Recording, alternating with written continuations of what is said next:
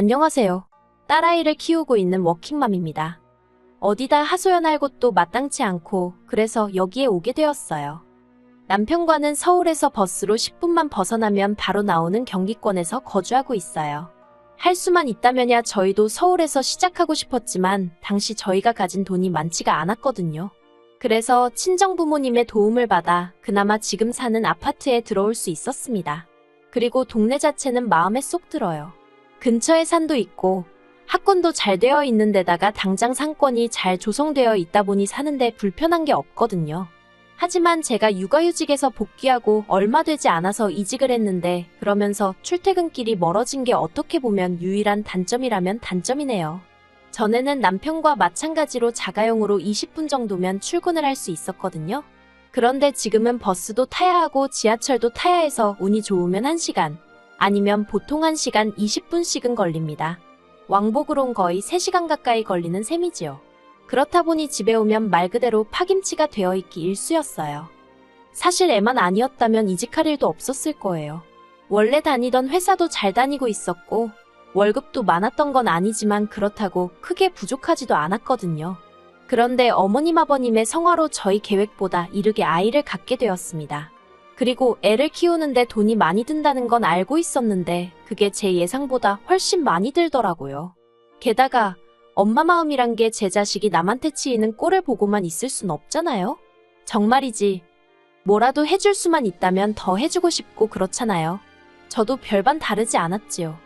산후조리원에서 만난 여자들부터 시작해서 여기저기서 말이 들려오니까 하루라도 빨리 뭐도 가르쳐야 될 것 같고 옷도 먹는 것도 좀 더 좋은 걸로 챙겨주고 싶어지고 여러 가지로 조바심이 나더라니까요. 그런 와중에 복귀한 회사는 저를 어찌나 서럽게 하던지요. 비록 제가 대기업을 다니고 있던 건 아니어도 동네 구멍가게도 아니고 그래도 나름 직원 수도 100명이 넘고 연매철도 몇십억인 그런 곳이었거든요. 그런데 애엄마에 대한 인식은 아주 저질도 그런 저질이 없었습니다. 회사에 복귀하고 얼마 되지 않았을 때였어요.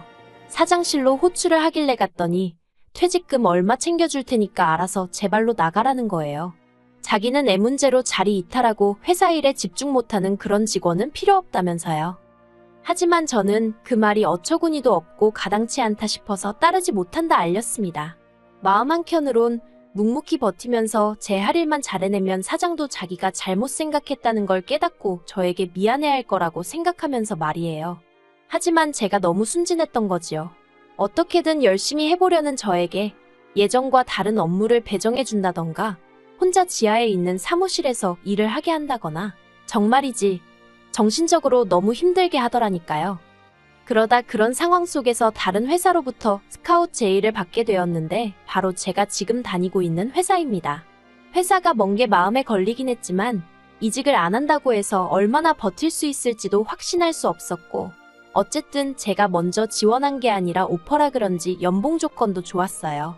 그러니 저로선 거절할 처지가 못 되었지요. 하지만 이 소식을 들은 어머님께서 애엄마가 돼가지고 밖으로 도내만의 말씀이 많으시대요. 제 딴에는 열심히 살려고 그러는 건데 어머님이 그런 식으로 말씀하시니 속이 어찌나 상하던지요. 그리고 말이 나와서 말이지만 까놓고 말해서 결혼할 때를 생각하면 지금도 사기 결혼을 당한 게 아닌가 싶을 정도로 억울할 때가 많았거든요. 일단 결혼 전까지만 하더라도 어머님 성격이 저런 줄은 꿈에도 생각을 못했고요. 여러 가지 이해 못할 행동도 많이 하셨어요. 처음 제가 시댁에 인사를 드리러 갔을 때 전 어머님의 얼굴을 보고 깜짝 놀랐습니다. 사람이 어떻게 살아왔는지 얼굴을 보면 다 드러난다고 하잖아요.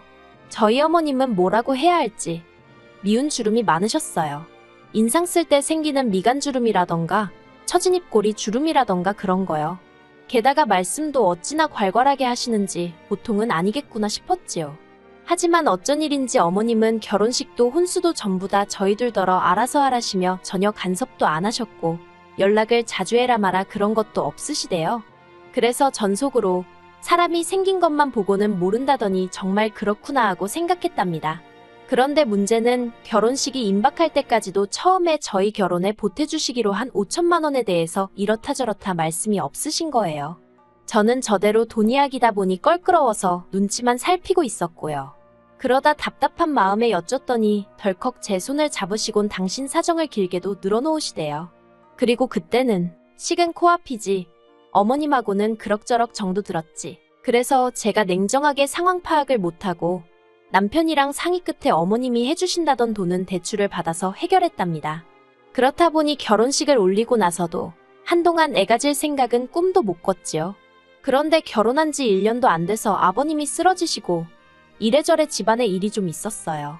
그러니까 어머님이 하루빨리 손자라도 아버님한테 안겨드려야 하지 않겠냐며 그렇게 밤이고 낮이고 저를 닥달을 하시는 거예요.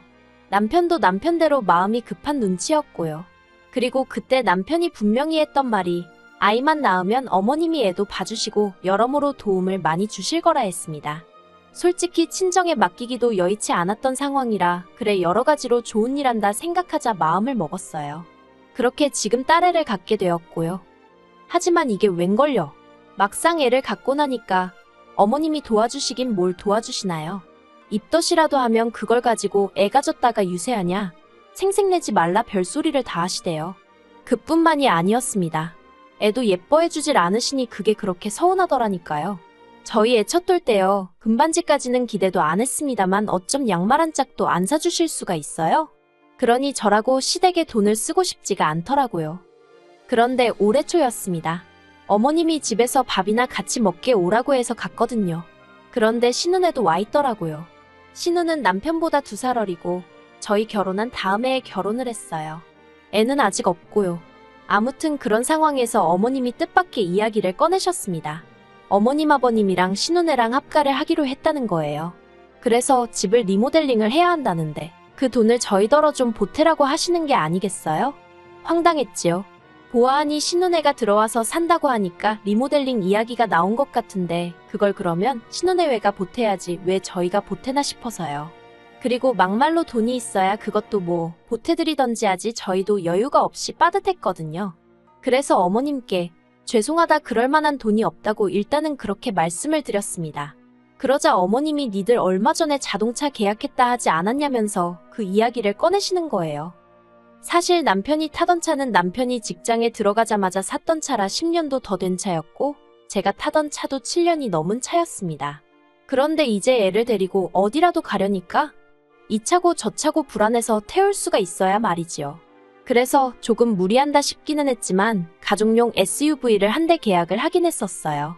그런데 어머님이 저희더러 지들 차 살 돈은 있고 당신 리모델링비는 못 내주냐면서 얼마나 짜증을 내시던지. 신혼 남편도 있는 자리라서 제가 더 세게 나가지는 못했지만 저렇게 막무가내일 수가 있나 싶더라니까요. 그래도 결국은 어쨌든 돈이 없으니 리모델링비는 못 해드렸어요. 듣자 하니 신혼의 집 팔고 빚 갚고 얼마 남았던 모양이라 그 돈으로 하기로 했다더군요. 이건 여담이지만 신혼애가 어머님네 들어가서 살게 된 게 신우가 신혼 남편 몰래 동네 여자들한테 거짓말을 치고 돈을 빌려다 쓴 모양이 돼요. 남의 돈으로 주식도 하고 여행도 다니고 솔직히 신혼 남편이 정말 몰랐을까 싶기도 한데 아무튼 꼬리가 길면 밟힌다고 그러고 다니는 걸 신우한테 돈을 빌려준 몇몇 여자들이 수상쩍게 생각하곤 경찰에 신고를 했나 봅니다. 그래서 합의를 해야 하네 어쩌네 그러면서 일이 커져가지고 집까지 팔게 된 거지요. 그나마 집이라도 한 채 있었으니 망정이지. 그리고 저희 어머님도 대단하다 싶은 게 그런 와중에도 남는 돈으로 리모델링을 강행하시더라니까요. 그런데 리모델링을 시작할 무렵 어머님이 저희랑 상의도 없이 저희 집에 아버님이랑 오셨더라고요. 그리고는 공사 기간 동안 가 있을 곳이 없으니 당연한 거 아니냐면서 저희 집에 한 달 정도 계시겠다는 게 아니겠어요? 어이가 없었지요. 어머님 댁에서 5분 남짓한 거리에 이모님 혼자 살고 계시거든요.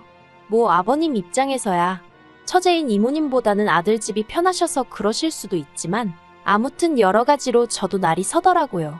그런데 이미 짐까지 싸들고 오신 분들한테 안 된다고 할 수도 없고 남편도 자기도 몰랐다면서 미안하다고 하대요. 그래서 유야무야 같이 지내게 되었습니다. 그리고 말해 뭐 하겠어요. 한 달이 1년처럼 길고 고역이었습니다. 어머님이 계신다고 저나 남편의 일상이 조금 편해지고 그런 게 전혀 없었어요. 저는 집에서 7시에는 나가야 제 시간에 출근을 할 수 있었는데 어머님이 아침을 차려달라고 하질 않으시나 화장실도 하나뿐인데 그걸 차지하고 안 나오시고 정말 일부러 저러시나 싶을 정도로 아침부터 사사건건 사람 환장하게 하시더라고요. 게다가 아이도 전혀 봐주시려 하지 않으셔서 남편이 등하원을 시키는 건 여전했습니다. 그래도 남편은 자기 부모님이라 그런지 어떻게든 이해하려 하는 눈치였지만 막말로 저는 피 한 방울 안 섞인 남이었으니 불편할수록 싫은 마음이 극에 달하더라니까요. 그래도 시간이 흘러서 어머님 아버님은 리모델링을 마친 집으로 들어가셨습니다. 이제 다 끝났다. 숨 좀 쉬겠구나. 그게 제 머릿속에 처음 든 생각이었어요.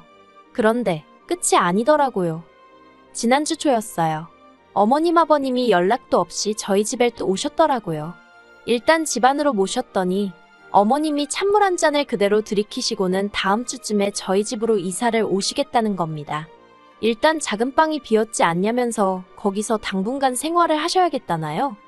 이게 무슨 상황인가 싶어서 갑자기 그게 무슨 말씀이시냐고 물었습니다. 그러자 어머님이 하시는 말씀이 신혼남편 쪽에서 난리가 났다는 거예요.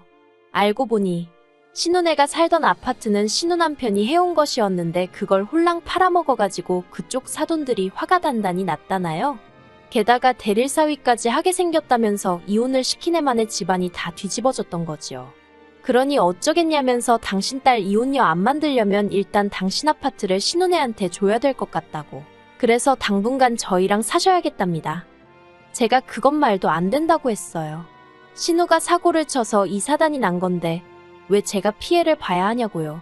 그러자 어머님께선 저더러 시부모랑 사는 게 피해를 보는 거냐면서 제 말꼬리를 잡고 늘어지셨습니다.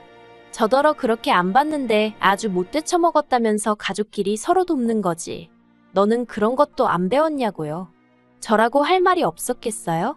어머님은 저희 뭐 도와주셨냐고 물었습니다. 하다못해 저희 집에 계시는 동안 저희의 등하원 한 번 안 해주시고 애 옷 한 번 갈아입혀 주신 적 없지 않냐고요. 그렇다고 뭐 살림을 도와주셨어요. 반찬 하나를 해주셨어요. 계시는 동안 상전 노릇만 제대로 하고 가셨잖아요. 그런데 어떤 며느리가 좋다고 합가를 한다 들겠냐고 아주 생각나는 대로 막 따지고 들었네요. 그러자 옆에 있던 남편이 말이 너무 심한 거 아니냐며 저를 막더라고요. 솔직히 남편이라도 확실히 제 편을 들어줬다면 제가 그래도 화가 그렇게까지 나진 않았을 것 같아요. 그런데 남편이 저를 가로막는 순간 왜 시쳇말로 눈 돌아간다고 하잖아요. 제가 딱 그랬습니다. 남편더러 그러면 당신 혼자서 모시고 살든 말든 알아서 하라고요. 사위나 그쪽 사돈은 무섭고 나는 뭐 밟으면 찍소리도 못하고 납작 엎드릴 줄 알았냐고 내가 호구냐고 소리를 질렀지요.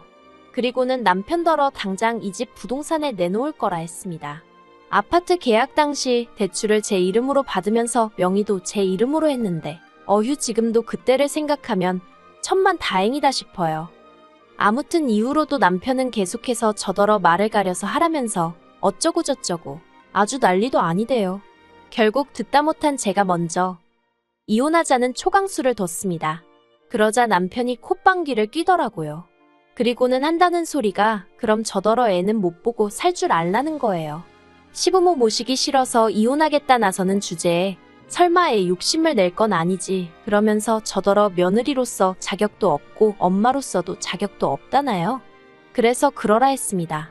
솔직히 정말로 애를 안 보고 살 자신은 없었지만 평소에 제가 딸이라면 사족을 못 쓰는 걸 아는 남편이었으니 딸을 빌미로 저를 겁주려는 거였거든요. 그리고 제가 보인 뜻밖의 반응에 아니나 다를까 남편이 꽤나 당황한 눈치였습니다. 저는 남편에게 양육권이고 친권이고 당신이 다 가지고 어머님 아버님 잘 모시고 자식 노릇하며 살라 했어요. 나는 대신 이 집만 있으면 된다고요.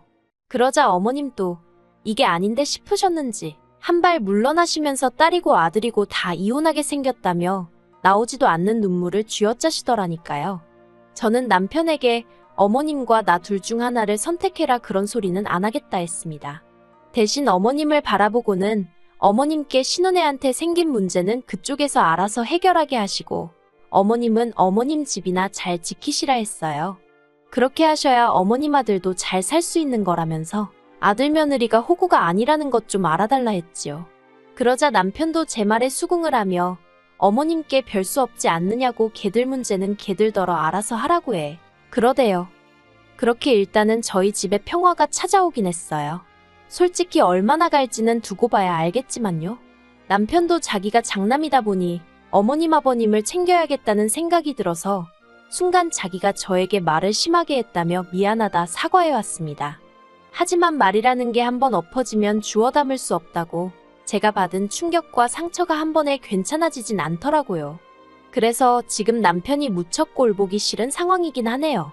그래도 뭐, 애 아빠고 그동안 저에게 잘해왔으니 한 번 더 기회를 줄 생각입니다.